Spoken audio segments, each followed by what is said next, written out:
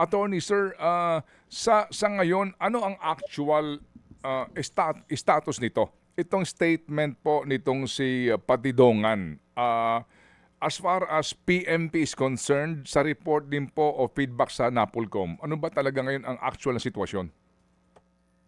Creatively po, Boss Del, sa aming investigasyon, meron na po kaming listahan.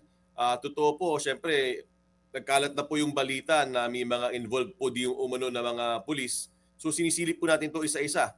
We're already doing our homework at meron na po tayong nakalap na iba pang mga bagay-bagay tungkol sa mga maaring involved. If you would remember, Sir Ted, ito pong incidenting ito, more or less mga 4 years ago. So, malamang, yung pong mga involved dito ay mga active members pa ng Philippine National Police. Kasi bagong-bago pa lang yung pangyayari. Though matagal na po yung investigasyon na nangyayari. If I Okay. may, Sir Ted, Go ahead. Chacha, ang focus po noon, for the longest time, ay yung criminal aspect of the case. Nung pong sumama na si National Police Commission dito, si NAPOLCOM, ang tutok ho namin yung administrative aspect of the case.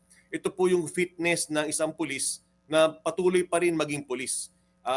Kasi po, medyo nagtatagal tayo dun sa criminal aspect, yung himas rehas eh. Pero yung admin, maaari pong bilisan yun dahil yung pong level ng ebidensya mas mababa. Yung pong sa criminal aspect, proof beyond reasonable doubt. Kapag naman admin aspect, substantial evidence lamang. So, maaari po tayo mag-proceed. Yun nga lang po, nanawagan nga tayo sana kay alias Totoy kung maaari, i-file na niya dito yung kanyang complaint para makausod na ho dito. Kasi, kumbaga sa linggo, talking head na si Totoy eh. Nagsasalita na siya, nagtuturo na rin siya eh. So, importante talaga yung kanyang partisipasyon. Okay, kung mamarapatin po lang niyo, Attorney Ralph, ano po, yung mga pulis na sinasabi, anong level yon? Anong rango nun? Siguro po, patawarin niyo po, Sir Okay? Ted. Ang sasagutin na lang kita ng ibang aspeto. Mm.